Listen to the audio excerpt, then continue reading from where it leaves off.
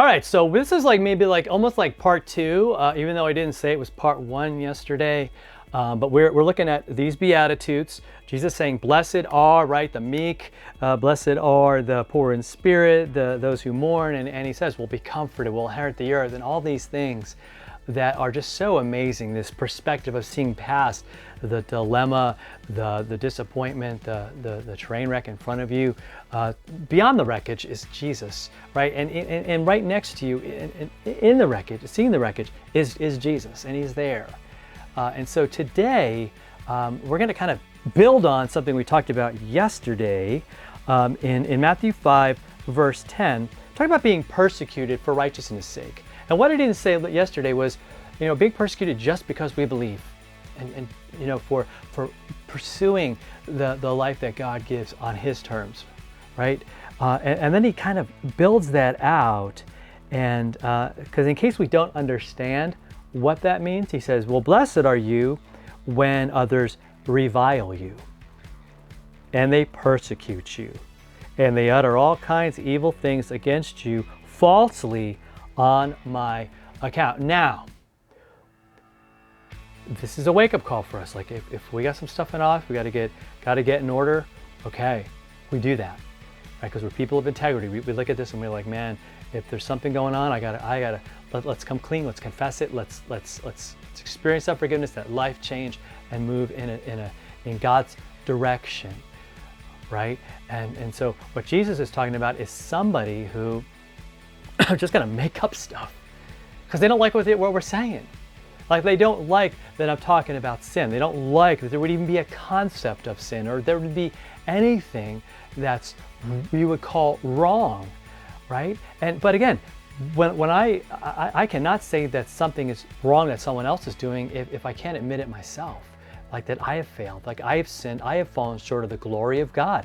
I deserve God's wrath too, but He saved me, and that's the point. It's owning those shortcomings, owning that lost condition, man. Without Jesus, I got nothing, right? So I'm not just here pointing the finger at others, right, who are struggling or hurting, or who are proudly, flaunting the sinful life that they do.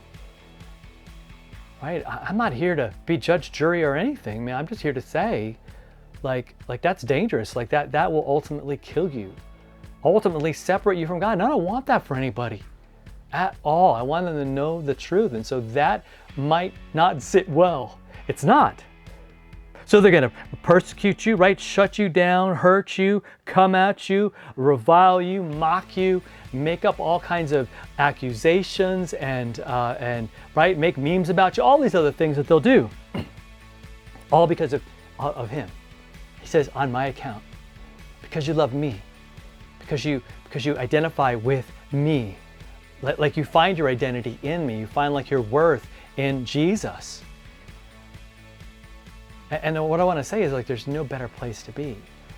That's what being blessed is. Like, there's no better place than in His kingdom, than loved by Him, than protected and taken care of by Him. Because let me just say this, that the people that would come at you and persecute because you believe in Jesus will, you could try to play to the crowd. You can try to sort of, soft pedal it or not talk about it.